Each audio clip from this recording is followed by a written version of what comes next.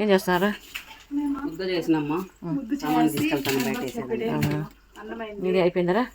ఆకుకూర పప్పు ఇంకా దుద్దలమా కేసరి కొంచెం చేయాలరా? చేయలేమా, చేస్తామ్మా. అంత అయిపోయినట్లే చేస్తున్నావు శారదమ్మ? కూర్చున్నప్పుడు ఆకుకూర చింతాకు చికెన్ సూపర్గా ఉండే. చింతాకు చికెన్ సూపర్గా ఉండే. బాగుందమ్మా. అప్పుడప్పుడు నీ వంటలు యూట్యూబ్లో పెట్టాలి శారదమ్మ, బాగుంటుంది. స్నానం అయినా? ఓకేమ్మా. ఆయనమ్మా స్నానమా చేసామని అడిగితే ప్రభావితం సమాధానం చెప్తుంది.